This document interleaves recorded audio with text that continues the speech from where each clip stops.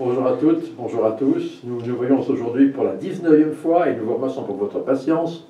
Nous allons aujourd'hui, après avoir examiné les relations très spécifiques entre le mormonisme et la franc-maçonnerie, et nous vous renvoyons effectivement à cette présentation si vous n'avez pas encore vu, nous allons donc aujourd'hui examiner un thème qui est beaucoup plus historique, qui va nous renvoyer dans le passé et qui s'inspire des relations décidément très tumultueuses, en tout cas particulièrement hautes en couleur, entre les Hébreux d'une part et l'ancienne Égypte d'autre part.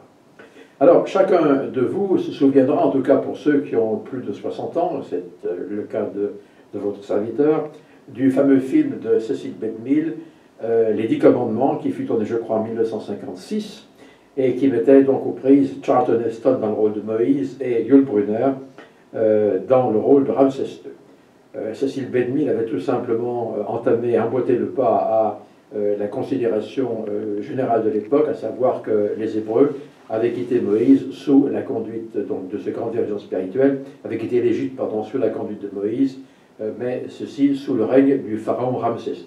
Alors, nous allons voir plusieurs choses aujourd'hui, dans le cadre de ces relations assez tumultueuses entre les Hébreux d'une part et les Égyptiens d'autre part, Israël et l'Égypte. Nous allons voir d'une part, première question, quelle était la problématique de ces Égyptiens qui n'étaient pas qualifiés pour détenir la prêtrise. On va en dire quelques mots. Deuxièmement, nous nous poserons la question de savoir comment Abraham est lui-même entré en relation avec l'Égypte. Rappelez-vous l'expérience particulièrement dramatique de Sarai à l'époque, qui avait été littéralement emmenée, raptée par un pharaon, dont le nom d'ailleurs ne nous est pas dit dans les Écritures, dans le livre de la Genèse. Et puis il y aura bien sûr l'épisode de Joseph en Égypte, vendu en Égypte par ses frères, qui va devenir le premier ministre, ou si vous préférez, le grand vizir d'un pharaon, on essaiera de voir qui. Et quatrièmement, bien sûr, il y aura l'épisode particulièrement haut en couleur, qui a fait l'objet de nombreux films, à savoir la sortie d'Égypte. Nous nous interrogerons sur les plaies d'Égypte, qu'est-ce qu'on peut en dire sur le plan assez scientifique. Et puis, nous verrons que Dieu travaille par la science, bien évidemment. Et enfin, nous verrons un petit peu de nouvelles idées sur l'Exode lui-même, la mer Rouge, la langue de la mer Rouge qui aurait reçu les pas des Israélites qui fuyaient l'Égypte et qui l'aurait traversé à pied sec, nous dit l'Écriture. Est-ce au bon endroit? Est-ce que le mont Sinaï, que nous considérons aujourd'hui habilement sur nos cartes, est le véritable mont Sinaï que Moïse et ses suivants ont gravi, ou plus exactement, est-ce là que Moïse a reçu les plaques? Est-ce qu'en d'autres termes, l'histoire ne doit pas être légèrement revue et corrigée, notamment sur le plan de sa géographie? Alors, premier thème qui nous intéressera aujourd'hui, la perle de Grand Prix, nous dit que, alors pour ceux qui ne sont pas membres de l'Église, la perle de Grand Prix est le 4e ouvrage canonique de l'Église de Jésus-Christ des 5 derniers jours. Elle est composée de plusieurs sections, et notamment d'un livre qui s'appelle le livre de Moïse, et d'un autre livre qui s'appelle le livre d'Abraham. Et dans le livre d'Abraham, nous allons apprendre des choses intéressantes sur les rapports entre Abraham et l'Égypte. Et notamment, ce livre d'écriture que nous considérons comme sacré, c'est-à-dire à l'égal de la Bible et des autres révélations modernes, nous dit que les Égyptiens ne s'étaient pas qualifiés pour obtenir la prêtrise, et que si Noé avait béni le premier pharaon sur le plan de l'économie, sur le plan de la santé, sur le plan de la prospérité matérielle, par contre, il l'avait, je cite le texte, maudit relativement à la prêtrise. D'où vient cette malédiction que les Égyptiens, pour reprendre encore une fois le texte, avaient, en guillemets, conservée pour eux dans le pays. Alors, cette malédiction a eu, j'allais dire, fait long feu, et a eu la peau dure. Elle a eu la peau dure parce que nous trouvons la trace de cette malédiction dans les premiers chapitres de la Genèse, et postérieurement notamment au chapitre 10, qui, je vous rappelle, est ce qu'on appelle la table des peuples, et qui montre un petit peu où les différents peuples sont allés s'installer après l'épisode de Noé et du retour d'Ararat après l'épisode de l'Arche. Mais le livre de la Genèse nous indique qu'il y a eu, après l'ouverture de l'Arche, un épisode particulièrement suspicieux, ou plus exactement outrageant, et en tout cas extrêmement gênant, entre Noé et ses fils. La Genèse, et vous verrez effectivement, vous vous souviendrez de cette de cet encart dans les Saintes Écritures, la Genèse nous précise que lorsque Noé est sorti de l'arche, eh bien, il planta une vigne, il en cueilla le jus, le raisin, il en fit du jus, et il s'enivra. Et un jour où il s'est enivré, il se trouve dans sa toile de tente, dans sa tente, et voici que Cham, l'un de ses fils, qui était avec dans l'arche, eh bien, vient le voir, et il trouve Noé totalement dénudé, en proie, bien sûr, à un état alcoolique, ou en tout cas très alcoolisé, comme on le dirait aujourd'hui. Et l'Écriture nous dit que lorsque Cham voit son père relativement, j'allais dire, sans défense, et en tout cas dans un appareil très simple, mais également très vulnérable, eh bien, Cham se serait moqué, et en tout cas aurait rapporté l'épisode à ses frères, Sem et Japheth, qui, eux, auront une attitude tout à fait différente. Sem et Japheth viendront, comme le montre un petit peu notre illustration, en marche arrière, à reculons, avec un manteau ou une peau de bête, et sans se retourner, ils en revêtiront Noé, qui, bien évidemment, lorsqu'il va se réveiller de sa torpeur éthylique, va maudire Cham. Alors, intéressant parce que la personne qui est maudite, ce n'est pas Cham, c'est son fils, son premier fils, Canaan. Et on se pose la question de savoir pourquoi est-ce que Canaan a été maudit, et on a très rapidement et très directement l'impression qu'il y a une sorte d'injustice, parce que celui qui devait être maudit, ce n'est pas Canaan, mais c'est Cham. Or, Cham apparemment n'a pas été. Pourquoi Canaan a-t-il été maudit? Nous allons essayer de le voir ici. Le Genèse chapitre 10, donc la table des peuples, précise quelles sont les régions que les différents fils et petits-fils de Noé devaient se partager pour, je vais dire, vivre en paix. Et la Palestine, encore elle, n'est-ce pas, depuis le départ, depuis le début, ce morceau de territoire cause par l'humanité, la Palestine avait été donnée au fils de Sem, premier fils de Noé dans l'ordre de la description. Et les tables, mais également l'histoire va nous indiquer que Canaan ne va pas se contenter du pays de Mitzraïm, le nom de l'un de ses fils, qui lui avait été donné et qui aujourd'hui correspond à l'Égypte. Canaan va envahir la Palestine, qui était le domaine attribué à Sem, ou l'un des domaines attribués à Sem. Et qu'il s'en est suivi une sorte d'incompréhension, en tout cas d'embrouillamini politique, puisque Canaan n'avait pas respecté la parole de Noé, et notamment avait envahi violemment un territoire qui ne lui appartenait pas. Donc que Canaan soit maudit commence à prendre quelques consistances, pour la bonne et simple raison que, eh bien, si Cham arrive, c'est Canaan qui a fait la guerre en envahissant notamment la Palestine. Canaan a son siège, passez-moi l'expression, au pays qui a été attribué à l'un de ses propres enfants, qui s'appelle Mitzraïm. Mitzraïm va donner son nom à l'Égypte. Je vous rappelle qu'autrefois, Mitzraïm, c'était les Égyptiens. En hébreu, Mitzraïm veut dire Égyptien. Mizra, l'Égypte, Mitzraïm, l'Égyptien. Et ces Égyptiens vont donc descendre de Canaan, qui lui-même est maudit, pas pour une raison de biologie en quelque sorte, mais qui est maudit parce qu'il a fait des choses qu'il ne devait pas faire. Et étant précisé que ses suivants, son peuple en quelque sorte, lui a emboîté le pas. Alors l'Égypte a un deuxième problème, c'est que non seulement elle descend de Canaan, qui est maudit pour des actes et non pas pour une couleur de peau, que sais-je encore, l'Égypte va, elle, se signaler, et on avait vu dans la, je crois, 4e présentation que nous avons faite ensemble, à savoir les apports du livre d'Abraham, eh bien, on avait vu que l'Égypte avait eu un gouvernement qui, au tout début, était un gouvernement très vraisemblablement matriarcal et non pas patriarcal. Alors, il y a des indices quand même relativement intéressants. Ici, vous avez Nout, la grande déesse du ciel, qui est séparée par Amon de son époux Geb, qui gît à terre. Nout est la grande déesse du ciel. Et quand on examine l'histoire de l'Égypte, on s'aperçoit qu'en réalité, cette mythologie qui est multiple, qui est pluriforme, qui est extrêmement passionnante, eh bien, les femmes du début, en quelque sorte, ont un rôle prépondérant. On vient de voir Nout, mais il y en a d'autres. Rappelez-vous, à gauche, nous avons ici, sur une barque solaire, un personnage extrêmement intéressant qui s'appelle Hathor.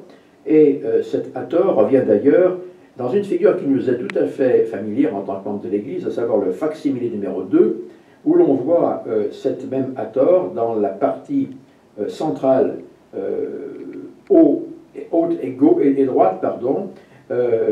Hathor fait face ou plus exactement tourne le dos à une petite déesse qui tient un papyrus à la main, un bâton de papyrus à la main. Hathor a un rôle très particulier en Égypte ancienne, dans la mythologie égyptienne, c'est la déesse de la résurrection. Et d'ailleurs, dans certains sarcophages, du Moyen Empire notamment, lorsqu'on ouvre le sarcophage et qu'on regarde à l'intérieur, la partie, j'allais dire, haute du sarcophage, eh bien, on voit qu'elle est peinte plus exactement sur le sarcophage, une femme avec des cornes de vache, c'est Hathor, entièrement dénudée, qui est censée embrasser le défunt pour le ressusciter. Donc la grande clé de la résurrection, eh bien, s'exerce en Égypte aux mains, aux pattes, pourrait-on dire, de Hathor, qui est une déesse primordiale. Nous avons également parlé, lorsque nous nous sommes vus pour la 4e fois, d'une autre déesse qui semble bien avoir été la déesse du grand commencement, à savoir Isis. Rappelez-vous, le dieu des morts, le dieu qui va juger l'ensemble de l'humanité, et même les plus grands pharaons, s'appelle Osiris. Osiris a une histoire assez fulgurante et même dramatique. Osiris était opposé à son frère Seth, le dieu à tête d'âne, pour une histoire de famille, j'allais dire, relativement peu aguichante. On pense effectivement qu'Osiris aurait eu des relations avec la femme, l'épouse de Seth, qui n'était autre que Nephthys, pardon. Donc, Seth va avoir le projet de tuer Osiris. Et d'une façon extrêmement simple, mais efficace, Isis va, son épouse d'Osiris, va réunir les morceaux du corps d'Osiris que Seth avait non seulement coupé en petits bouts, mais avait répandu en plusieurs fractions dans tout le pays d'Égypte. Elle va donc rassembler les morceaux, va les embaumer, et en voletant sur le cadavre ainsi reconstitué et réembaumé, avec des ailes d'oiseau, va souffler sur ce cadavre pour le faire ressusciter. Donc, encore une fois, on voit que Hathor est la grande maîtresse, la grande matrice en quelque sorte de la résurrection, mais que la grande prêtresse de la résurrection, celle qui exerce les clés de la prêtrise de la résurrection en quelque sorte, n'est pas un homme, mais est une femme, à savoir Isis. Donc, on a effectivement une vision très matriarcale du début de l'Égypte. D'ailleurs, la perle Grand Prix, dans l'île d'Abraham, ne nous dit pas autre chose. Elle nous dit que c'est une femme égyptus, qui avait instauré ou institué Pharaon, son premier fils, son fils aîné. Donc il est extrêmement important de voir que lorsque on fait le roi, comme on le disait sous la monarchie française, eh bien c'est qu'on a une autorité qui est au moins égale à ce roi en question, et que les premières dynasties, ou plus exactement une époque reculée se situant à l'époque proto-dynastique, soyons précis, eh bien nous avons des reines qui ont peut-être commandé l'Égypte, des reines qui ont ensuite été tout à fait divinisées et solennalisées. Donc rappelons-nous que non seulement l'Égypte descend de Canaan, qui est un être maudit pour des actes de violence, je vais dire territoriale, rappelons-nous que l'Égypte est un pays qui va donner les grandes clés des ordonnances de la prêtrise, non pas à des hommes, mais à des femmes. J'espère que mon propos ne nous semble pas sexiste, mais c'est l'écriture en question. Et puis, il y a une troisième raison pour laquelle l'Égypte ne pourra pas posséder les clés de la prêtrise, en tout cas se présenter comme un pays fantastique, mais je vais dire non leader sur le plan spirituel, c'est bien évidemment l'épopée de Noé. Noé va avoir une vision prophétique concernant Canaan, qu'il voit comme la vie violente, mais la postérité de Canaan va emboîter le pas à son géniteur, et rappelons-nous encore une fois que les Égyptiens descendent de Misraïm, lui-même fils de Canaan. Donc, lorsque Noé maudit Canaan, il le fait pour des raisons précises, il le fait pour des raisons qui n'ont encore une fois rien à voir avec la couleur de la peau de Canaan, quelle que soit cette couleur de peau, ou de son épouse, peu importe, il le fait pour des raisons spirituelles et uniquement spirituelles. Alors, idée ancienne, idée neuve, rappelons-nous, la malédiction, qu'on pourrait appeler le bannissement de la prêtrise, n'est pas une affaire de couleur de peau. D'ailleurs, il y a une antidote qui est la foi. Rappelons-nous notamment que dans l'épisode qui nous montre en corrélation cette grande figure qui est Ruth, qui est l'une des ancêtres du Christ, en parenthèse, ça direct, et Boaz, qui va être également lui aussi l'un des ancêtres directs du Christ, eh bien, il y a la question qui va se poser, puisque Ruth est d'origine cananéenne, et non pas israélite pure. Or, il est bien certain que si la malédiction tenait à une biologie ou problème de couleur de peau, il est bien certain que la lignée aurait été, elle également, corrompue et surtout inapte à détenir la prêtrise.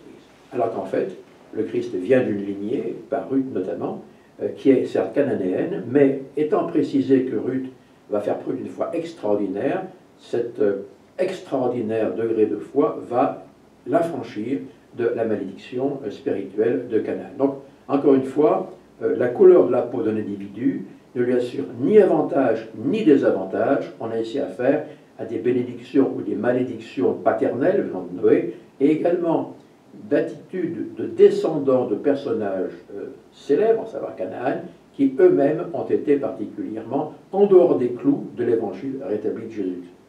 Donc encore une fois, il fallait revenir un petit peu sur ce problème de bannissement de la prêtrise pour les Égyptiens, que nous raconte bien évidemment, que nous conte la Perle de Grande. Alors, si vous êtes intéressé, je fais un peu de publicité aujourd'hui pour un ami qui s'appelle Mathieu Crouet, si vous êtes intéressé, il y a un livre qui se lit en 2 heures. Je l'ai lu en 2 heures. C'est un livre extrêmement synthétique, un livre écrit d'une façon relativement directe, claire, très très compréhensible, très convaincant également. Mathieu Crouet, qui est membre de l'Église de Jésus-Christ dès ses derniers jours, a écrit le livre suivant, Brigham Young et l'interdiction de la prêtrise, le critère du lignage. Selon Mathieu Crouet, auquel d'ailleurs nous emboîtons clairement le pas, la malédiction de la prêtrise, dont la prêtrise ne tient pas à un lignage coloré ou en tout cas ethnique, mais à une autre sorte de malédiction qui passe effectivement d'une génération à l'autre et qui, encore une fois, n'ont rien à voir avec la couleur de la peau. Vous trouverez ce manuel, cet usuel pratiquement, sur Amazon pour un prix modique. D'ailleurs, le fait que la couleur de peau ne soit pas l'origine du bannissement de la prêtrise nous est montré par 2 choses très simples. On a ici un arboricide australien. Je vous rappelle que lorsque l'Église s'est répandue en Australie, du centre, et que l'on a commencé à baptiser, l'Église a commencé à baptiser des aborigènes, qui avaient la peau extrêmement noire, n'est-ce pas? Ces gens ont été parfaitement éligibles à la prêtrise. Également, une grande partie des ressortissants indiens, hindous, ont une peau extrêmement noire, extrêmement sombre, eux aussi ont toujours été d'ailleurs éligibles à la prêtrise supérieure. Donc, prêtrise quelle qu'elle soit. En fait. Donc, encore une fois, le bannissement de la prêtrise est dû à des raisons spirituelles et certainement pas à des raisons ethniques. Il fallait bien évidemment revoir cette idée qui parfois était fausse et qui correspond très exactement à la révélation sur la prêtrise reçue en juin 1978 par le prophète Spencer Kimball. Alors, ceci étant dit et rapidement dit, quel est le premier contact entre les Hébreux et les Égyptiens? Eh bien, le premier contact, c'est Abraham et le Pharaon. Alors, la question qu'on se pose, c'est est-ce qu'il est possible de dater Abraham? Grande question s'il en est, vaste programme, dit le général de Gaulle. Dater Abraham, certains érudits juifs n'hésitent pas à donner comme date 2194 avant Jésus-Christ. Pourquoi pas? Et ceci en se référant aux tables bibliques. La plupart des spécialistes datent du 19e siècle, 1850, 1900, mais pas avant. Alors, si c'est le cas, 1850-1900, Abraham aurait donc pénétré en Égypte sous le règne de Pharaon, comme les Sésostris notamment. Alors, la deuxième question, c'est pourquoi les rapports entre le Pharaon et Abraham sont extrêmement hauts en couleur. Pourquoi est-ce que Abraham a littéralement abandonné Sarai, qui n'avait pas encore pour nom Sarah, mais qui s'appelait encore Sarai? L'a-t-il donc abandonné aux mains de Pharaon sans faire grand-chose, et notamment, nous dit la Bible, en précipitant la situation, en disant « Oh, mais c'est ma sœur ». La Perle de Grand Prix nous dit, d'Abraham, nous dit qu'en fait, c'est Dieu qui a demandé à Abraham de dire au Pharaon « C'est ma sœur ». Donc on voit qu'Abraham est mis puissamment à l'épreuve, au test, puisqu'il va perdre son épouse. Et les légendes juives, je vous rappelle, précisent qu'Abraham va perdre son épouse pendant une durée de temps qui peut aller jusqu'à 3 ans. Donc on voit un petit peu le marasme et l'angoisse qui pouvait être celle d'Abraham. Et Abraham dit au Pharaon, c'est ma sœur. est-ce que Dieu aurait menti? Est-ce que Dieu aurait demandé à Abraham de dire quelque chose qui n'en était pas? Eh bien, pas du tout. Pour la bonne et simple raison qu'il faut qu'on voit aujourd'hui ce qui s'est passé. En 1792, en Mésopotamie, cette fois, est produit un document, plus exactement une pierre aujourd'hui, qui est exposé au British Museum, le Code d'Hammurabi, dont nous voyons ici la partie supérieure.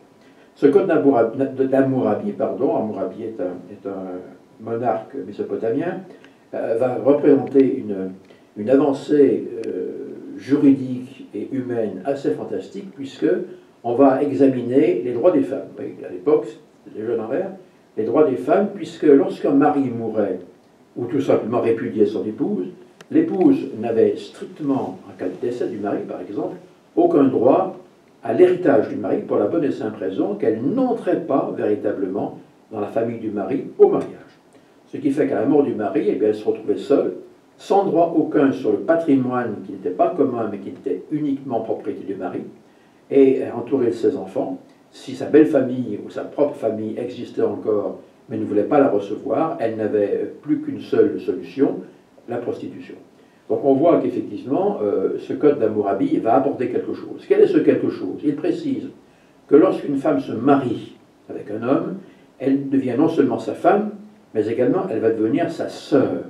Ce qui est un phénomène, ou plus exactement un subterfuge juridique très intéressant, puisqu'en devenant sa sœur, elle va avoir qualité à réclamer une partie de l'héritage, ou plus exactement des biens du mari, et partir avec.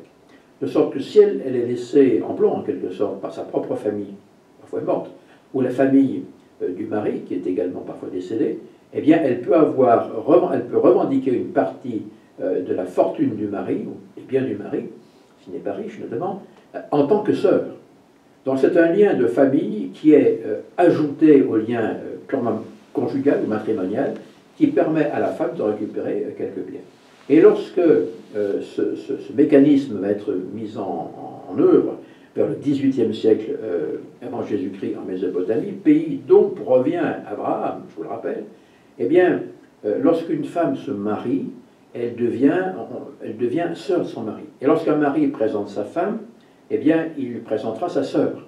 Alors, ce n'est pas sa sœur biologique, mais c'est sa sœur conjugale, matrimoniale en quelque sorte. Et lorsque Dieu dit à Abraham, tu diras aux Égyptiens, au Pharaon notamment, c'est ma sœur, il y a une référence directe, non pas un mensonge éhonté que Dieu ferait prononcer à Abraham, bien évidemment, ou une lâcheté d'Abraham, comme certains lecteurs assidus de la Genèse pourraient le penser, mais tout simplement, Dieu demande à Abraham d'utiliser le motif dit de la femme sœur pour pouvoir d'abord s'y tirer d'un mauvais pas, mais également entrer dans un processus d'épreuve à nul autre égal. Donc, encore une fois, Abraham entre en contact avec un pharaon qui va légalement vouloir prendre pour femme la sœur d'Abraham.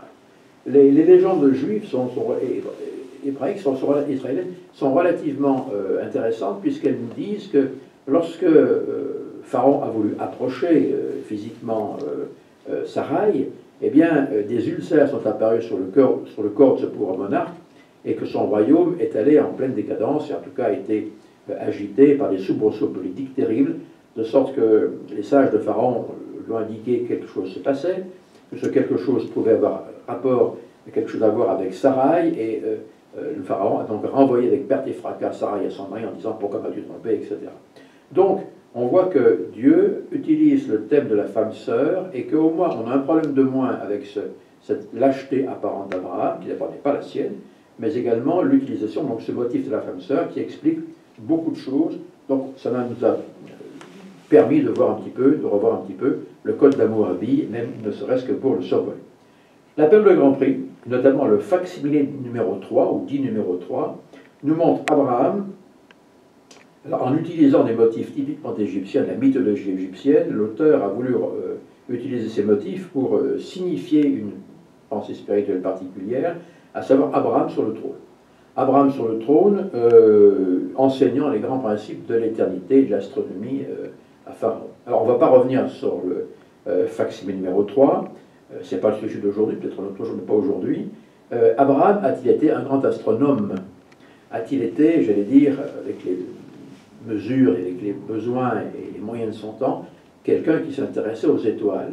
Quand on lit le livre d'Abraham, et même d'ailleurs quand on parcourt le livre de Moïse, on s'aperçoit que ces anciens prophètes, notamment Abraham, ont été vivement intéressés par le cosmos.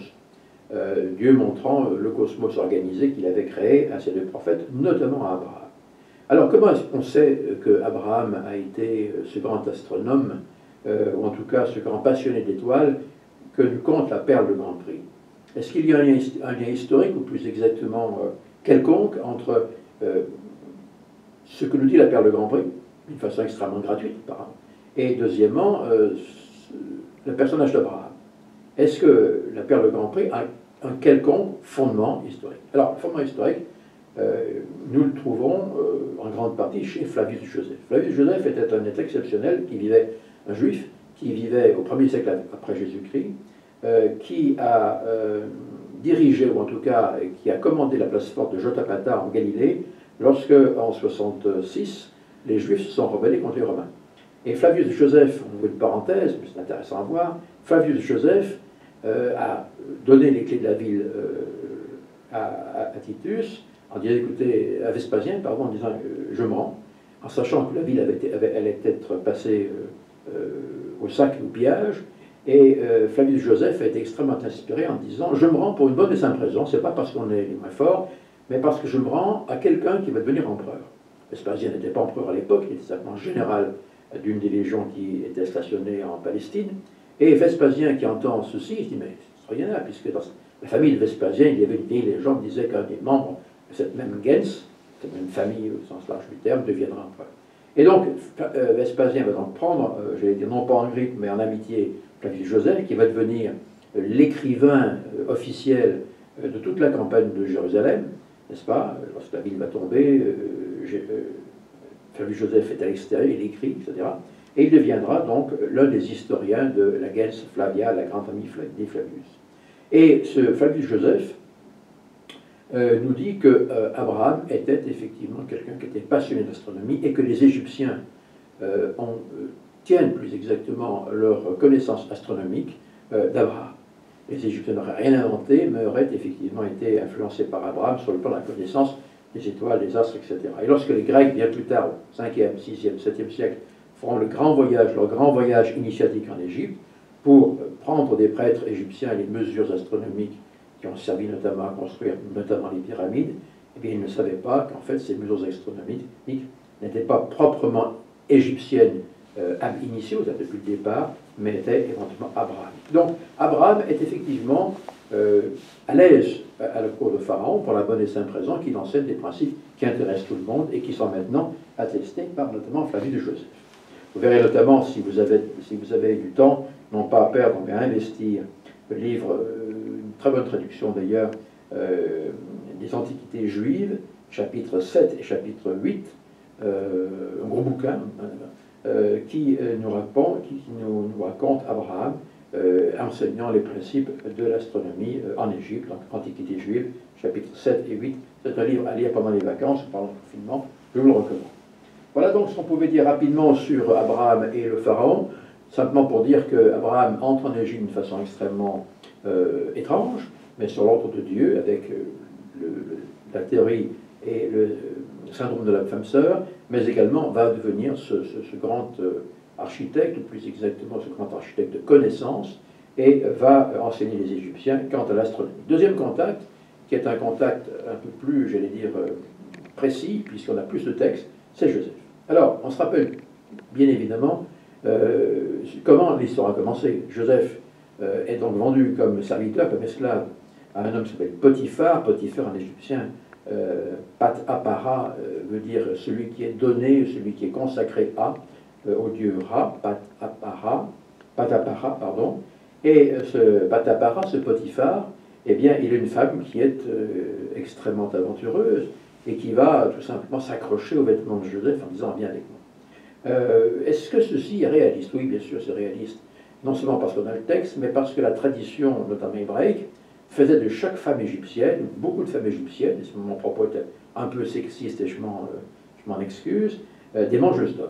Le terme mangeuse d'hommes a été employé notamment par Hérodote, les femmes avaient des mœurs extrêmement libres, et notamment juridiquement, les femmes avaient parfois plus de pouvoir que les hommes, puisque c'était elles qui, bien souvent, signaient les actes de propriété à la place du mari.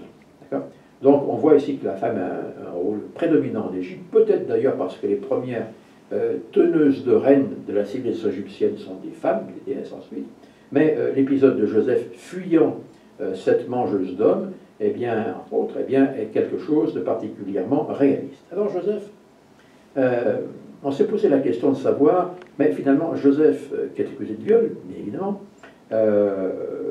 d'agression sexuelle aggravée, dirait-on aujourd'hui, Joseph n'a-t-il pas été secouru par Dieu lorsqu'il se trouve dans la prison? Il aurait dû être passé, j'allais dire, au fil de l'épée tout de suite. Alors les Égyptiens ont un système judiciaire extrêmement compliqué, extrêmement complet, qui fait que chaque individu, fût-il accusé des maux les pires, eh bien, a droit à un procès équitable. Vous voyez, la notion de procès équitable, ce n'est pas une notion d'il y a 20 ans en arrière. Les Égyptiens avaient le droit d'avoir un procès équitable, même si la mort en résultait auparavant. À droite, vous avez un papyrus de Turin, donc il est exposé à Turin. Il vient du fin du Moyen Empire, de Ramsès III, très exactement, et il fait 41 mètres de long, donc c'est un papyrus absolument énorme. Et là, notamment, mais nous y reviendrons dans quelques instants, ce papyrus rappelle les minutes, presque, d'un procès qui s'est tenu sous le pharaon Ramsès III, qui est descendant de Ramsès II, mais à plusieurs générations, le dernier grand pharaon égyptien, et où on rappelle effectivement le procès en question, qui était équitablement tenu. Il y a une quarantaine de prévenus, dirait-on aujourd'hui, d'accusés. 15 ont été, une quinzaine ont été passés par le fil de l'épée. Une dizaine a reçu, qui étaient des nobles, ont reçu la possibilité de mettre fin à leur jour, etc. Il y a eu des exils, il y a des emprisonnements.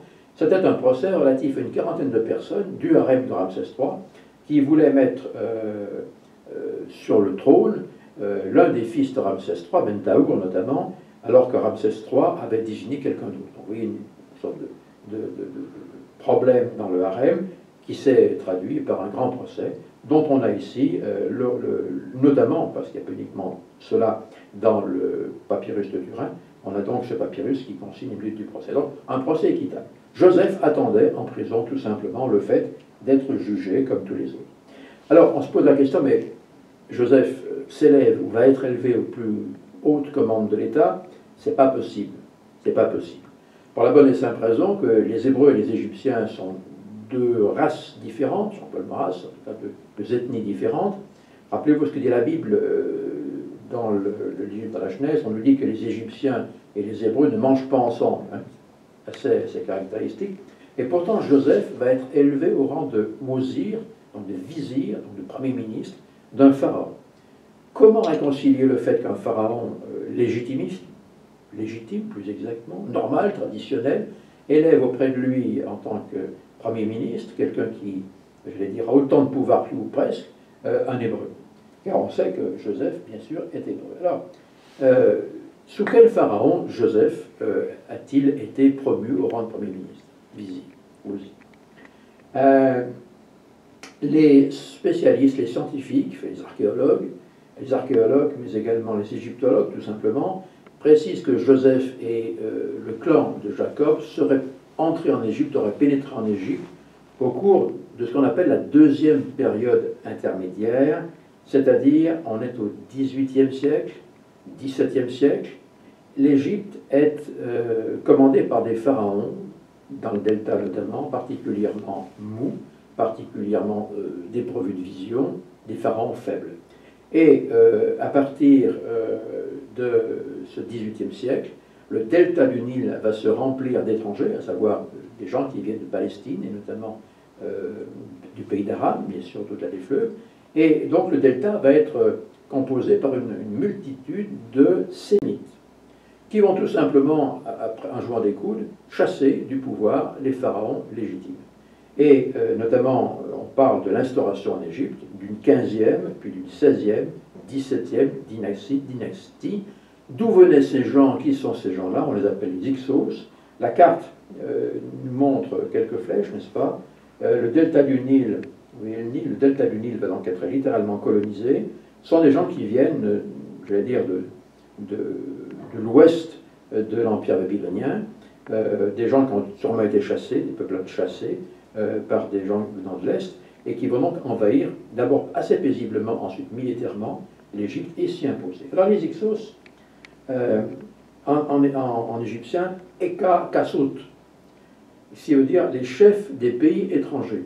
Les Égyptiens vont subir cette hégémonie, Eka Kassout, venant des chefs des pays étrangers, donc les Hyksos. Et ces Hyksos vont rester pratiquement 180 ans en Égypte. Ils vont apporter à l'Égypte deux choses. Donc leur passage ne va pas être uniquement une occupation territoriale, mais cela va être une occupation militaire. Ils vont apporter d'abord la cavalerie attelée. On voit ici un char, on a l'impression qu'il s'agit d'un char égyptien classique, oui bien sûr, mais il faut se rappeler qu'auparavant, les Égyptiens, avant la 15e dynastie, ne possédaient pas de cavalerie, et encore moins de cavalerie attelée. Les chars dont fait état le livre de l'Exode ont été apportés en Égypte par les Hyksos. Et les Hyksos vont également apporter le cheval avec eux, qui n'était pas utilisé en tout cas dans l'arme de guerre, et enfin ils vont apporter le fer. Les Égyptiens avaient des haches ou des épées, ou disons des armes de défense qui étaient en cuivre et qui n'ont pas fait long feu face aux armes de fer des Hyksos. Donc les Hyksos vont littéralement donner à l'Égypte une cavalerie attelée, des chevaux, mais également des armes à l'époque super puissantes. Ces Hyksos, nous en avons ici par exemple disons, nous avons ici plus exactement la momie et une sculpture d'un pharaon qui va les expulser du pays. Ces Hyksos vont rester pratiquement 150-180 ans dans le pays. Ils vont épouser le mode de vie égyptien, ils seront pharaons notamment, et ils vont occuper tout le nord de l'Égypte, c'est-à-dire en fait toute la basse Égypte, le delta jusqu'à la moyenne Égypte, et ensuite, avant Luxor bien sûr, et toute la haute Égypte, l'Égypte du Sud, sera aux mains des pharaons légitimistes, ou légitimes, ou conventionnels, ou normaux, qui feront leur capitale à Thèbes. Alors, ils vont être chassés du pays, ces Hyksos, par deux pharaons, Kamosé et Amosé, ou Kamosis et Amosis, hein, ce que vous voulez. Voici ici la momie du pharaon Kamosé et également une de ses sculptures. Là, si les Hyksos entrent assez paisiblement en Égypte, ils vont en ressortir manu militari. Les pharaons, notamment Kamosé, qui va mourir au combat, puis Amosé, ou Amosis, vont les poursuivre. D'abord, ils vont prendre Avaris, la capitale du Delta, puis les poursuivre jusque dans le Sinaï, notamment remonter le Sinaï, et à quelques dizaines de kilomètres de Jérusalem, prendre leur place forte qui s'appelait Sharouën. Les Hyksos sortent donc de l'histoire un peu comme ils y étaient rentrés, c'est-à-dire par inadvertance et par inconnu en quelque sorte. Alors, comme par hasard, l'hypothèse de Joseph, en tout cas l'hypothèse de l'entrée de Joseph au XIXe siècle, XVIIIe siècle en Égypte, correspond bien évidemment à l'arrivée des Hyksos. Et le grand thème en quelque sorte, c'est que Joseph a effectivement été élevé au rang de Premier ministre, vizir, par un pharaon Hyksos. Joseph n'a absolument rien fait, en tout cas rien qui ne me soit rappelé au sud du pays, donc en Haute-Égypte, mais Joseph a travaillé dans la Basse-Égypte, donc le nord du pays. Joseph fera venir dans le delta sa famille, et alors c'est intéressant parce que ce fait est relaté, notamment sur le mur des tombes. Ici nous sommes en Moyenne Égypte, et au flanc donc, de coteaux, il y a le Nil, le coteau, et les tombes sont creusées pratiquement à même les falaises. Vous avez des tombes des nobles, des gouverneurs notamment, où l'on voit ici l'arrivée des Hébreux ou des Apirous en Égypte. Donc grosso modo nous sommes en 1800, 1850, 1880, et on voit donc arriver les Hébreux qu'on voit ici, notamment en haut, avec leurs grandes robes uniques, tissées, avec notamment les couleurs rouges et blanches, les cheveux avec des bandeaux, etc. Voici donc arrivé à cette période l'attestation de l'arrivée des Hébreux en Égypte. Vous avez ici quelque chose d'un peu mieux. On voit qu'à droite de l'image en haut, un surintendant égyptien prend des notes et il va permettre l'entrée de Sémites, qu'on voit ici en haut à gauche, et qu'on voit également ici en bas, en Égypte. Donc l'admission en Égypte se fait d'une façon extrêmement formelle, extrêmement administrative. Est-ce qu'on a la trace de Joseph et de son passage en Égypte? Alors il serait extrêmement facile de répondre non. Le nom de Joseph n'apparaît absolument nulle part, en tout cas de ce qui fut retrouvé aujourd'hui sur aucun papyrus, aucun bas-relief, mais il y a un indice qui est intéressant, qui est le Bar Youssouf. Bar Youssouf, ce qui signifie le canal de Joseph. Vous avez ici, on verra la carte tout à l'heure, au niveau du Fayoum, un canal qui remonte à la plus haute antiquité et qui porte le nom de canal de Joseph. Vous savez que Joseph a été extrêmement partie prenante dans la réforme, même la révolution agraire en Égypte, lorsque, après les 7 années de famine, ont été comblées avant les 7 années de vache grasse, pour se préfigurer, Joseph avait dit au pharaon de racheter les terres aux Égyptiens pour accroître ses possessions, et là, changer complètement l'économie du pays. Eh bien, Joseph n'aurait pas, si c'est lui, n'aurait pas hésité également à faire une dérivation du Nil pour envoyer le Nil irriguer ce qui constitue à l'époque un véritable oasis en plein désert, le Fayoum notamment. Alors ici, vous avez le Bar Youssouf. Voilà la carte. Vous voyez deux ronds rouges, là-haut, la basse Égypte. C'est le rond rouge situé le plus au nord, en quelque sorte. Là, c'est le delta, où était le siège de l'administration centrale. Et puis, vous avez un deuxième rond rouge, un peu ovalisé, qui est l'oasis du Fayoum. Le ruban bleu que vous avez est tout simplement le Nil. Et donc, Joseph va faire partir une dérivation du Nil pour aller jusqu'au Fayoum, qui va présenter alors ça, c'est une image reconstituée, l'image d'un véritable oasis, un véritable Éden. À gauche, voilà ce que Fayoum pouvait être à l'époque, et à droite, voilà ce que le Fayoum est, mais le Nil irrigue absolument tout le Fayoum, et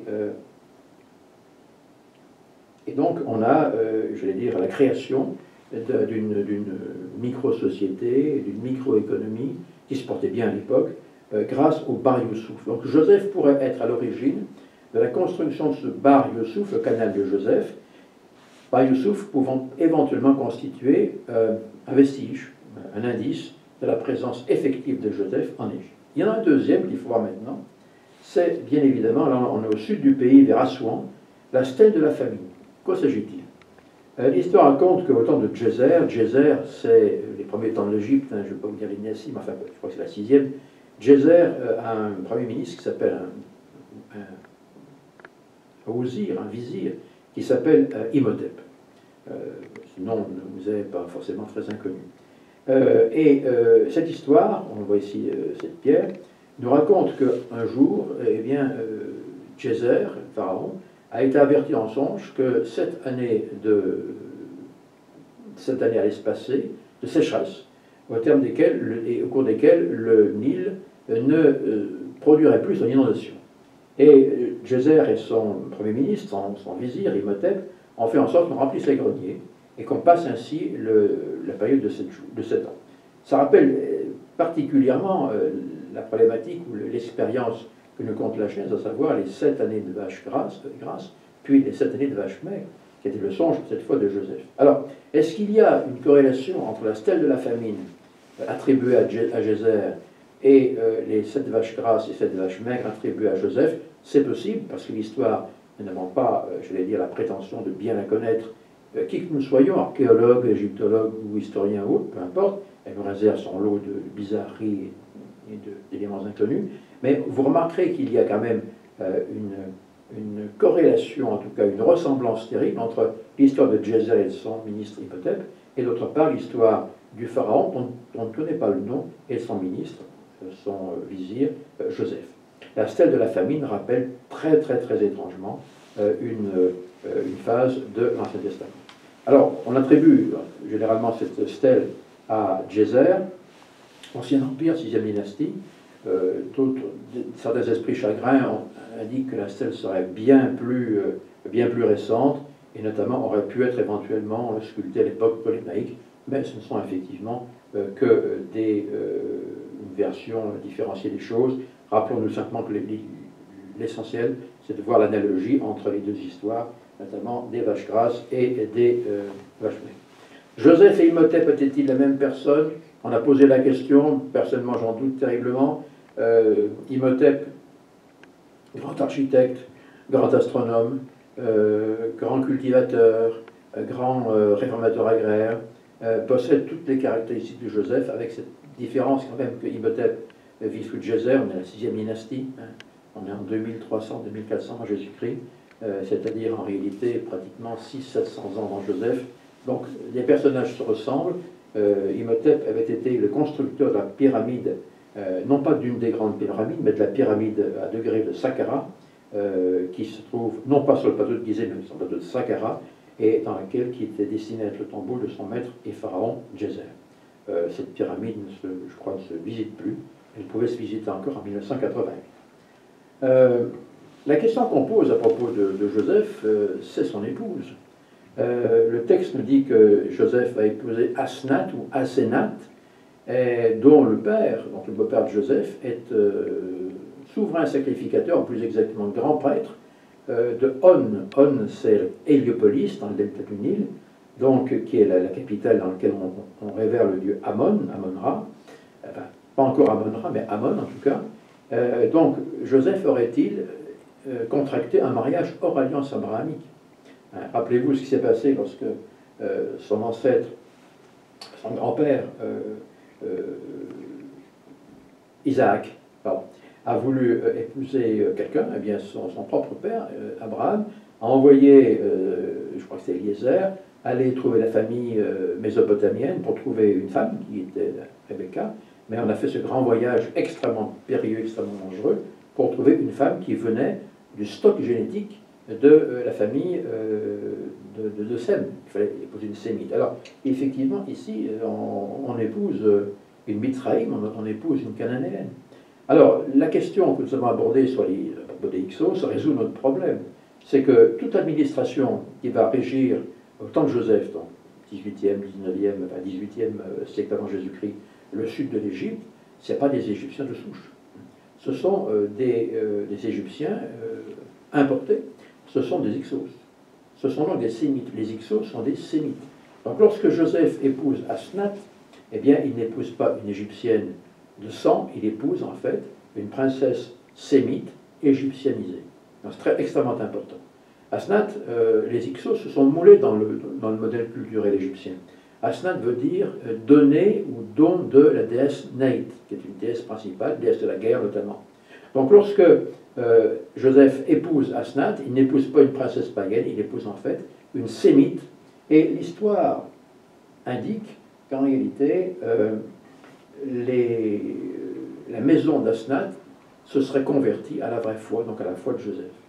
Donc encore une fois, il n'y a pas, j'allais dire, d'incongruité entre le fait de voir Joseph, un descendant direct d'Abraham, détenteur du pouvoir à l'époque et dans les derniers jours, épouser une princesse païenne, qui n'est pas païenne du tout, qui est sémite, et qui correspond à son statut.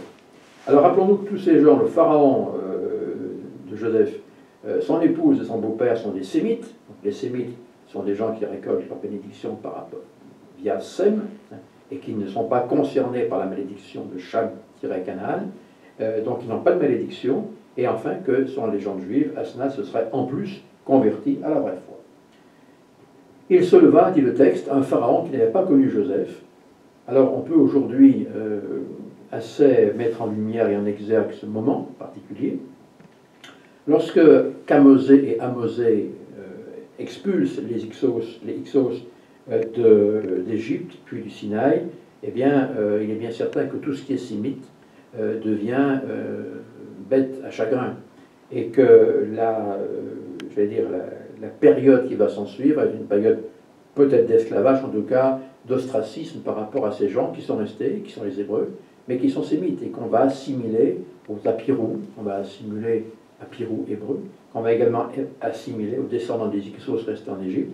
Donc il est bien certain que le pharaon qui n'a pas connu Joseph est peut-être Amosé ou Amosis, et qui a tout à fait changé la donne des choses dans le traitement réservé aux Israélites restés en Égypte après le départ des Hyksos. Troisième confrontation, Moïse. Qui est Moïse? Moïse nous est dépeint par Cécile Ben-Mille comme quelqu'un qui ne sait pas qu'il est égyptien, qui sait plus exactement qui ne sait comme ça. Reprends à qui est Moïse. Qui est Moïse? Alors, Moïse nous est dépeint par Cécile Ben-Mille dans son film de 56, Les Dix Commandements, comme quelqu'un qui se croit égyptien, qui a été adopté par Thermoutiste, une des filles de Pharaon, et qui grandit comme un Égyptien, et qui découvre, n'est-ce pas, subitement, en pleine force de l'âge, qu'il n'est pas égyptien, mais hébreu. En fait, là, c'est l'histoire, je vais dire, développée par Cécile Ben-Mille, pour les besoins de la caméra à l'époque. Moïse sait fort bien qu'il est hébreu. Les Égyptiens, comme plus tard les Romains, vont avoir une pratique qui est extrêmement utile, extrêmement, je vais dire, efficace, qui, lorsqu'un pays est conquis, eh bien, on prend les chefs, les fils plus exactement des chefs, et on en fait des dignitaires, et qu'on renvoie effectivement dans les pays d'origine.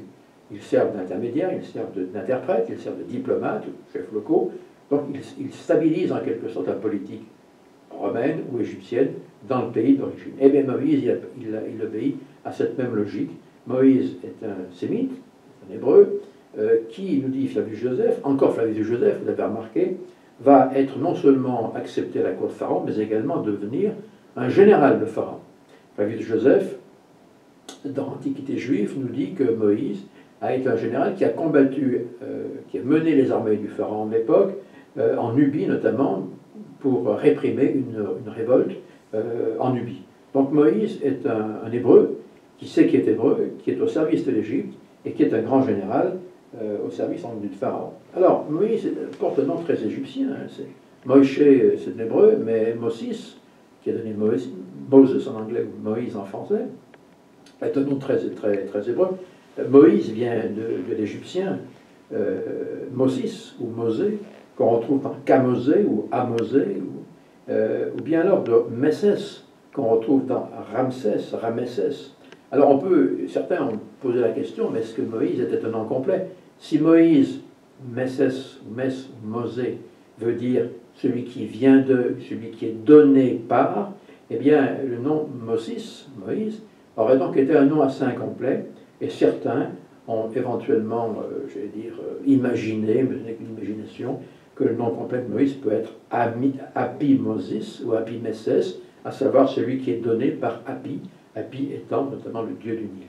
Alors, ceci n'est qu'une vue de l'esprit, bien évidemment, mais rappelez-vous, Moïse sait très bien qu'il était sémite, qu'il était hébreu, c'est un général au service du Pharaon, et il porte un nom aussi égyptien. L'histoire du berceau, ceci notamment résultant de ce que nous dit Flavius Joseph, qui était vraiment un pilier sur le plan historique. L'histoire du berceau est arrivant sur le Nil n'est pas une histoire, je vais dire, tirée d'un conte de fées. On voit ici à gauche Thermoutis ouvrant le berceau dans lequel est en train de gémir un petit garçon. Et à droite, on voit un panier. On en voit souvent, on en voit au musée de Luxor, on en voit également au musée du Caire. Ces paniers étaient enduits à l'extérieur de bitume. Et lorsqu'un enfant tout simplement était en trop, on le confiait au Nil, donc on mettait l'enfant dans le panier, on mettait un couvercle dessus pour rien du soleil, et on le confiait au Nil. Donc l'histoire de Moïse n'est pas du tout quelque chose d'extraordinaire, c'est quelque chose qui se passait couramment à l'époque. Alors, l'histoire de Moïse dans son berceau, dans son panier berceau, bateau, en quelque sorte, n'est pas une première, puisque les textes anciens, notamment les textes mésopotamiens, akkadiens, font état de la vie, le début de la vie de Sargon l'ambitieux, on l'appelle Sargon l'ambitieux, roi d'Akkad, qui a été lui aussi, qui était le fils d'une prêtresse qui avait fauté en quelque sorte avec un inconnu, et qui donc était né de relations totalement illégitimes et totalement attentatoires au sacré de la situation. Et cette princesse, cette personne qui est employée donc comme prêtresse dans un temple, avait tout simplement confié le bébé au fleuve, l'Euphrate, c'était pas le Nil, c'était l'Euphrate à l'époque, dans cette partie de la Mésopotamie, et c'est ainsi que Sargon dit l'ambitieux avait été recueilli. Donc l'expérience de Moïse n'est pas quelque chose d'extraordinaire, elle est frappée au coin du réalisme, on a eu plusieurs raisons. Quel pharaon pour Moïse? C'est l'une des questions qu'on se pose souvent. Alors l'image est tirée du film du commandement, est-ce Ramsès II? Est-ce Ramsès II? On va le voir avec les dates notamment. Alors il y a plusieurs hypothèses. D'abord l'hypothèse dite haute, qu'on appelle l'hypothèse Hyksos, selon Manéthon, qui est un historien égyptien sous les Ptolémées. Manéthon aurait indiqué que 480 000 Hyksos auraient été expulsés par Ahmosé ou Ahmosis, et que les Hébreux seraient partis avec eux. Alors c'est très bien ceci, mais les Hyksos ils sont expulsés à une période bien antérieure à la présence hébraïque en Égypte. C'est très loin du récit biblique qui nous dit que lorsque les Hébreux partent, c'est sous la conduite de Moïse, mais surtout dans un ordre particulièrement bien ficelé. C'est pas une débandade, c'est pas un désastre en race campagne comme vont le connaître les Hyksos, c'est quelque chose de très très précis. Et puis surtout, rappelez-vous que le texte du début de l'Exode précise que les Hébreux ont été utilisés par les Égyptiens, par les pharaons égyptiens, pour construire les villes de Pithom ou Pi-Hatom et de Pi-Ramsès. La ville de Pithom ou Pi-Hatom a été ordonnée sur le plan de la construction par Séti Ier, qui est le père de Ramsès II, et la ville de Pi-Ramsès est tout simplement ordonnée par le futur Ramsès II. Donc, situer la sortie d'Égypte avant cette époque-là, de Séti et de Ramsès, c'est un peu aventuré à mon sens, et au sens de beaucoup, parce que les Hyksos sortent pratiquement 2 siècles et demi, 3 siècles et demi plus exactement, avant l'épisode qui nous intéresse plus particulièrement. Il y a une seconde hypothèse, c'est tout simplement la chronologie biblique, c'est 1 Roi chapitre 6 verset 1, qui nous dit qu'il y a 480 ans qui vont s'écouler entre l'Exode, donc la sortie d'Égypte, et la construction du temple de Salomon. On trouve précis dans 1 Roi chapitre 6 verset 1, c'est intéressant, puisqu'on sait que le temple a été construit en l'an 4 du règne de Salomon, donc on fait le calcul suivant. Le début du règne de Salomon, c'est moins 970, donc 970 avant Jésus-Christ. Si le temple est construit 4 ans après, donc on a moins 966, et s'il y a 480 années entre l'Exode, proprement dit, et la construction du temple, 966 plus 480, le compte est bon, 1446. L'Exode aurait donc, d'après cette version-là, si on applique la chronologie biblique d'une façon extrêmement stricte, eu lieu en 1446. 1446, c'est une date qui est relativement, j'allais dire, biscornue, un peu gênante, parce que on tombe sous un pharaon comme Thoutmôsis III, qui est un pharaon conquérant. Je vous rappelle qu'on a surnommé Thoutmôsis III le Napoléon égyptien. Il ira se battre très au nord contre les Hittites. C'est un pharaon, notamment, qui tient la Palestine, qui va être plus tard le berceau des Hébreux, mais qui la tient sous un joug de fer. Et puis surtout, on a découvert dans les tablettes d'Amarna des correspondances entre d'une part Thoutmôsis III, des lettres adressées à Thoutmôsis III par des roitelets palestiniens. Tel le roitelet indique qu'il lui faut de l'aide parce qu'il n'a plus d'eau, parce qu'il n'a plus de nourriture, parce qu'il y a des bandes d'étrangers sauvages qui envahissent le pays, etc. Et il demande de l'aide à Thoutmôsis III. Donc on voit que la Palestine n'est pas ravagée en quelque sorte ou vidée de ses habitants par les Hébreux, qui auraient remplacé le stock génétique existant. Non, il y a donc des roitelets, une sorte de glacis de peuple, cité-État, qui donc constituent la Palestine. Aucune trace des Hébreux. Alors, en 1446, il n'y a aucune trace des Hébreux en Palestine. Donc Thoutmôsis III nous semble relativement trop tôt. L'hypothèse de la Septante, rappelez-vous, lorsque Ptolémée s'intéresse à la Bible, Ptolémée qui est l'un des descendants lointains d'Alexandre, Alexandre de Macédoine, il réunit 72 rabbins et il va leur demander simplement de traduire l'Ancien Testament en grec. Et pendant 70 jours, ces 72 rabbins vont tout simplement traduire un morceau de la Bible chacun, un morceau de l'Ancien Testament, pour en faire la version grecque des choses. Entreprise extraordinaire. Et dans le texte de la Septante, comme nous savons, puisqu'elle est utilisée notamment dans les milieux catholiques aujourd'hui, assez aisément, 480 étant la date, la période de temps, l'Exode et le début de la construction du temple de Salomon, 480 devient 430. Alors on fait un nouveau calcul, 966, début temple construit, plus 430, non plus 480, on tombe sur 1396 avant Jésus-Christ. C'est intéressant parce qu'on tombe sur un pharaon qui s'appelle Thoutmôsis IV, qui est un pharaon beaucoup plus falot que Thoutmôsis III. Mais on tombe également sur le problème, c'est que les Hébreux sont toujours en 1396 en Égypte, pour la bonne et simple raison qu'ils n'ont pas encore commencé de poser la première brique de Pithom et de Ramsès. Donc, on se pose une question, j'allais dire, est-ce que Cécile B2000, dans ses 10 commandements 56, avait plus ou moins raison? Eh bien, il se pourrait que ce soit la vérité, enfin que ce soit en tout cas une approche assez réaliste. Séti Ier, qui est le père de Ramsès II, règne de 1306 à 1290 avant Jésus-Christ. C'est lui qui va ordonner la construction de Pithom, Pi-Atum. Les Hébreux sont toujours là, puisque c'est eux qui vont construire la ville. Puis c'est Ramsès II qui prend le pouvoir en 1290 avant Jésus-Christ, il régnera jusqu'en 1224, donc un règne particulièrement long. C'est lui qui va ordonner au début de ce règne la construction de Pi-Ramsès. Et les Hébreux sont toujours là, puisque c'est eux qui vont construire Pi-Ramsès. Nous dit le texte de l'Exode plus exactement. Puis nous avons ensuite, alors donc on sait que les Hébreux, en principe, soyons prudents, sont là, sous Séti et sous Ramsès II. Et puis nous avons, j'allais dire, un premier texte écrit, le seul texte antique, égyptien antique qui parle des Hébreux, est la stèle de la victoire de Meneptah, ou Menreptah, il y a plusieurs hypothèses orthographes possibles. Menreptah, c'est le 13e fils de Ramsès II, qui était son successeur direct. La longue vie de Ramsès II, il d'avoir des dizaines de fils, et bien tous mouraient les uns après les autres, et le 13e a été son successeur.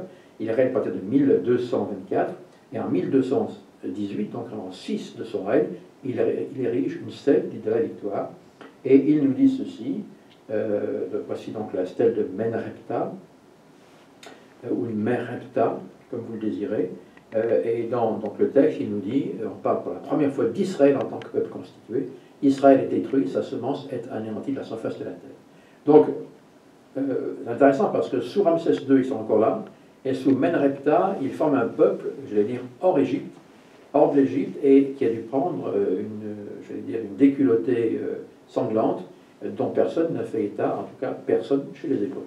Donc l'hypothèse de l'Exode pourrait être entre la fin du règne, ou plus exactement la deuxième moitié du règne de Ramsès II, et bien évidemment l'an 6 de Menreptah. Alors, l'hypothèse, alors je ne dis pas la plus envisageable, mais la moins inenvisageable, vous voyez qu'on prend vraiment des pincettes et des précautions, serait un départ sur Ramsès II, dont on voit ici la momie, un pharaon, un grand pharaon, bâtisseur, etc., grand guerrier également.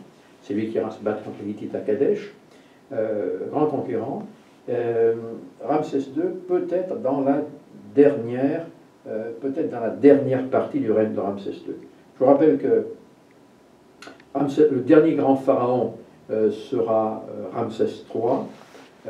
Après moi le déluge, oui, parce qu'après l'Égypte ne sera plus vraiment jamais l'Égypte. Et notamment, si on prend un peu de chronologie, on s'aperçoit une chose intéressante. Si on situe un départ sur Ramsès II, il a régné pendant 67 ans, Ramsès II. Peut-être vers 1220, peut-être vers la fin de son règne. Et qu'on ajoute à ce 1220 à peu près les 40 ans de pérégrination dans le désert, on obtiendrait, je vais dire, une entrée en Palestine vers 1200, 1180. Or, je vous rappelle que Jéricho est une date intéressante puisqu'elle marque la destruction de Jéricho. La dernière destruction de Jéricho marque l'entrée des Hébreux en Palestine. Alors, Ramsès II, 67 ans de règne, puis Mereptah, 213-203, il va tout simplement régner 10 ans. Et ensuite, vous avez une grande période de flou, en quelque sorte. Séti II, dans l'ordre, 6 ans, Amenmès 4 ans, Siptah 5 ans, Taouser, c'est une femme, 2 ans, Seknat 2 ans, et Ramsès III, 29 ans. Donc on pourrait trouver une grande période d'affaiblissement de l'autorité, notamment militaire, pharaonique, entre la fin, la moitié du règne de Ramsès II, et ensuite le règne de Ramsès III, une sorte de flou, de ventre en quelque sorte, pendant lequel les Hébreux non seulement seraient partis, mais auraient pu constituer leur peuple hors d'Égypte. Alors, mais si c'est ça, est-ce qu'on a en Égypte une trace de départ? Non. On n'aura rien en Égypte à part la stèle de Menreptah, en 6, donc en 1218. On n'a rien en Israël avant le 7e siècle. Je rappelle que les textes que nous avons, textes bibliques, Ancien Testament que nous avons, datent du 6e, 7e, éventuellement 8e siècle avant Jésus-Christ. Donc c'est pour ça qu'on a oublié le nom du pharaon en particulier. Est-ce que les Égyptiens auraient été aficionados de la célébration d'une défaite qui leur a été infligée? Et puis, il faut également se poser la question du nombre de personnes qui sortent d'Égypte. Quand on remarque les textes de l'Exode, on a l'impression, c'est plus qu'une impression, puis c'est une lecture, qu'on a à peu près 600 000 hommes de pied. Ajouter leurs femmes, au singulier ou au pluriel, ajouter leurs enfants, ajouter les enfants qui ne portent pas les armes, ajouter les vieillards qui ne portent plus les armes, et on a pratiquement 3 millions de personnes. Or, ce chiffre est, on appelle le problème des grands nombres dans la Bible, c'est plutôt 600 familles et non pas 600 000 personnes, puisque les Égyptiens ont été, on pense les Égyptiens, ne dépassaient pas 2 800 000 personnes lors notamment de la fin du règne de Ramsès II. Donc il y aurait eu pratiquement 150% de personnes qui auraient quitté l'Égypte par rapport à la population existante. Ça n'est pas réel. La plupart des spécialistes pensent à un chiffre oscillant entre 30 000 et 50 000 personnes à ce propos. Alors, les plaies d'Égypte. Le fleuve devient du sang, invasion de grenouilles, de d'insectes, des temps, des ulcères malins, bord du bétail, orage de grêle, les ténèbres sur le pays, la mort des premiers-nés. Vous vous rappelez notamment ceci. On s'est posé la question de savoir s'il n'y aurait pas un événement climatique et géologique qui aurait éventuellement lié l'ensemble de ces événements. Et plusieurs pensent, il faut être extrêmement prudent, que Dieu se serait servi d'un élément qui est un élément dramatique, à savoir l'explosion du volcan du Santorin. Santorin est un volcan, en fait une île qui se situe au sud de la Grèce, dans la mer Égée, entre la Grèce et la Crète plus exactement. Vous voyez, imagé à gauche ce qui pouvait être l'île de Santorin, et à droite ce qui en restait. Tout le centre de l'île est parti en fusion et en lave, et en explosion. L'onde de choc a été terrible, puisqu'on pense que l'explosion, mais également l'onde de choc, et notamment le tsunami qui s'en est suivi, a heurté la Crète quelques heures plus tard, et aurait été pratiquement l'un des éléments déclencheurs de la fin de la civilisation minoenne. Notamment les palais de Minos, on voit ici un peu de restauration, la civilisation dite des palais s'arrête notamment à l'explosion du Santorin. Une réserve s'impose, le Santorin explose en 1650 avant Jésus-Christ. Mais les dates sont relativement à prendre avec des pincettes. Le Nil changeait en sang, oui. Je vous rappelle que certaines algues microscopiques peuvent avoir l'impression de donner une couleur sanguine, mais également cette explosion du Santorin fait retomber des ignimbrites, qui sont en fait des poussières de terre et de roches, à plusieurs centaines de kilomètres, et notamment ici, en Égypte, on a une couche de terre rouge, et le Nil aurait pu être chargé de ces terres rouges, faisant ainsi penser à du sang. Alors, la grêle, on se dit, mais la grêle en Égypte, c'est pas possible, ça. À Dieu, rien n'est impossible, bien sûr, mais en fait, le phénomène de grêle est tout à fait possible.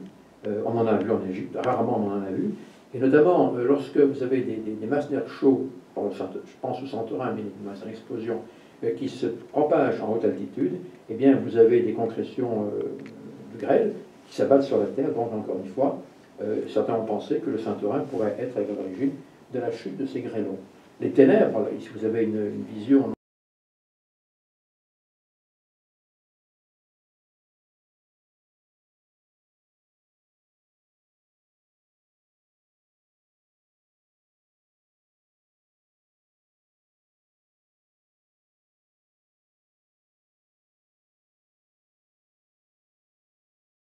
Pas antique ou ancienne, mais une vision tout simplement du paysage qui était vu lorsque le mont Sainte-Hélène a explosé.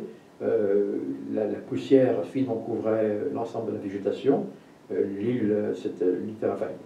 La région s'est tout à fait couverte de cendres et de ténèbres, ce qui rappelle effectivement, encore une fois, ce qui se passe au temps de Moïse. Encore une fois, le volcan est au centre de nos préoccupations. La mort des premiers-nés, on a pu l'expliquer. Alors, je ne vois pas que vous pensiez que j'essaie d'expliquer d'une façon matérielle les miracles, mais on sait que Dieu se sert de la nature. Comment expliquer la mort des premiers-nés d'une façon extrêmement simple?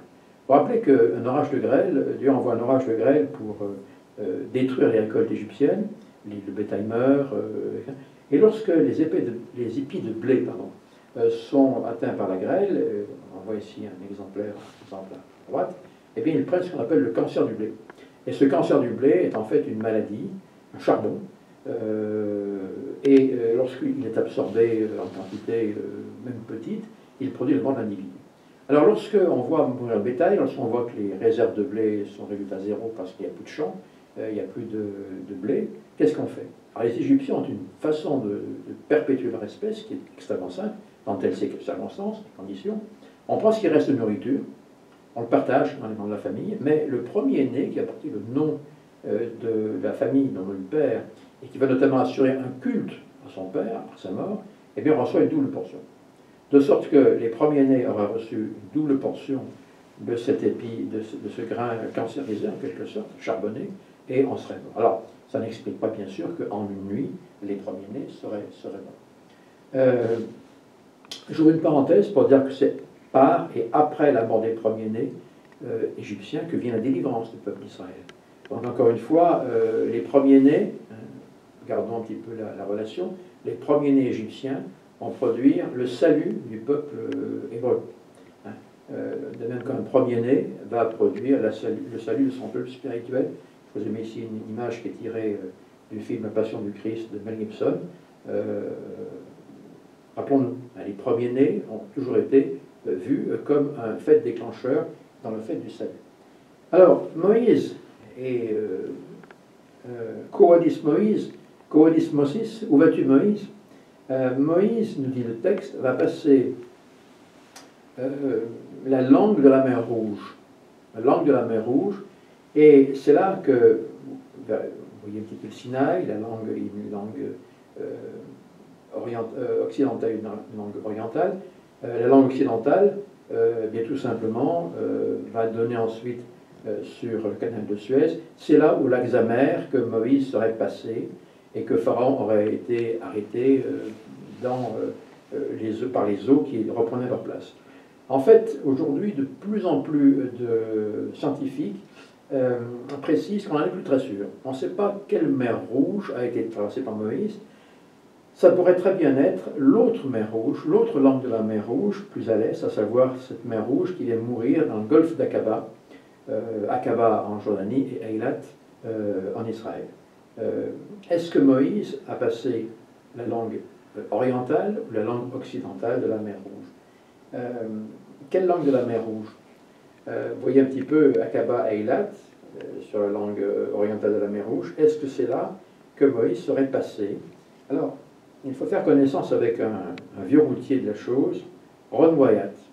Ron Wyatt, qui est intéressant sans plus, mais que je ne prends pas pour argent comptant sur le plan de ses découvertes, est un archéologue américain né en 1924, mort dans les années 90, qui a consacré sa vie à l'archéologie, notamment à l'archéologie biblique. Il a eu trois grands chantiers.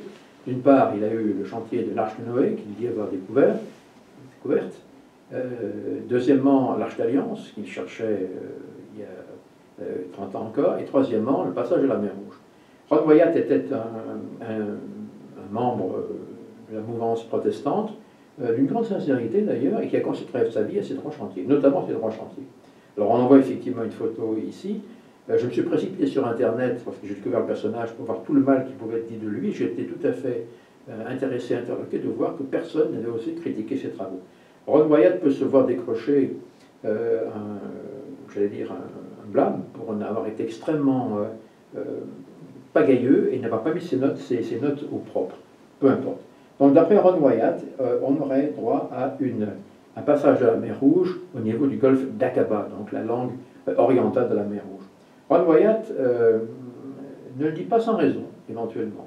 Et c'est une thèse que de plus en plus de personnes commencent à investiguer, pas confirmer ou investiguer, car des pièces de charrerie, donc des pièces de chariot, auraient été retrouvées donc au large d'Aqaba. Vous voyez ici à gauche une pièce qui pourrait être assimilée à une roue de char. Au milieu, vous avez éventuellement une roue de char et l'essieu posés verticalement. Alors à droite, c'est une animation, bien évidemment, mais on voit un petit peu ce que ça pourrait donner initialement, un char égyptien, un gros char égyptien qui aurait été donc colonisé par les coraux. Il faut investiguer à ce propos parce qu'on a une nouvelle direction de recherche qui n'est pas à jeter aux orties du tout, qui n'est pas à prendre pour argent comptant, mais qui n'est pas non plus à rejeter. Donc Moïse aurait traversé la mer Rouge au niveau du golfe d'Aqaba, au niveau de la plage de Nuweiba, en Arabie Saoudite. Donc. Alors c'est intéressant parce que, rappelez que Pharaon poursuit les Israélites qui vont traverser la mer Rouge par un défilé. La plage de Nuweiba, j'allais dire, on y vient par... on quitte le Sinaï dans notre dos, et puis on y vient par un défilé, et on pénètre donc dans cette grande plage où les Israélites auraient été massés avant de passer la mer Rouge. Lorsqu'on a fait des études, on s'est aperçu que la plage de Nuweiba, qui regarde en quelque sorte l'Arabie Saoudite, se caractérise par un prolongement qui est en fait un pont rocheux. On a ici, si on pouvait bien cadrer sur le pont en question, le pont sous-marin, le pont de terre sous-marin, et il suffit qu'un vent assez important souffle pour que ce pont soit dégagé, et c'est là éventuellement que les Israélites auraient passé la mer Rouge sur ce pont de terre, ce pont de roche en réalité, qui se trouve au large de la plage de Nuweiba. Donc l'hypothèse est véritablement à retenir sur le plan du travail, pas sur le plan de la constatation, mais du travail, il y a des choses à faire. On se plaignait qu'il n'y avait aucune trace des Hébreux dans le Sinaï dit traditionnel, et c'est vrai qu'il n'y a rien du tout, je veux dire, plusieurs dizaines de milliers de personnes pendant 40 ans, ça laisse des traces, il n'y en a point. Par contre, on a des traces, non pas de passage, mais d'installation, même temporaire, non pas dans le Sinaï traditionnel, mais dans les montagnes qui seraient peut-être le véritable Sinaï, se situant à l'est du golfe d'Aqaba. Là, nous avons effectivement retrouvé, il a été retrouvé des traces intéressantes du passage d'Hébreux. Donc, il faudra peut-être déplacer notre géographie du Sinaï et du passage de la mer Rouge, j'allais dire d'ouest en est, pour être éventuellement plus en forme. Il y a un pilier qui a été recouvert de stucs, notamment, c'est dommage, mais qui avait été instauré, ou érigé par le roi Salomon, sur la plage de Nuweiba, le pilier de Salomon, depuis des générations et des siècles, attribué à Salomon, qui marquerait l'endroit où les Israélites auraient traversé à la plage de Nuweiba sur ce pont de terre en direction de l'Arabie Saoudite. Ce pilier a causé beaucoup de querelles archéologiques et il a été recouvert d'enduit par les autorités saoudiennes pour qu'il n'y ait plus de recherche de propos. Mais pilier de Salomon qui pourrait nous en dire quelque peu plus. Alors, il est bien certain que la grande aventure des Hébreux en Égypte est loin d'avoir clos son curriculum en quelque sorte, mais qu'il faille bien éventuellement corriger certaines de nos conceptions géographiques à ce propos. Quoi qu'il en soit, il faut toujours savoir que Dieu utilise les éléments de la nature pour, j'allais dire, guider son peuple. Lorsque, en 1847, les mouettes s'abattent sur le bassin du lac Salé, les mouettes, on les connaissait en 1947, à très petite échelle. Donc Dieu utilise toujours des phénomènes connus, qu'il amplifie parfois, pour, bien évidemment, servir ses desseins.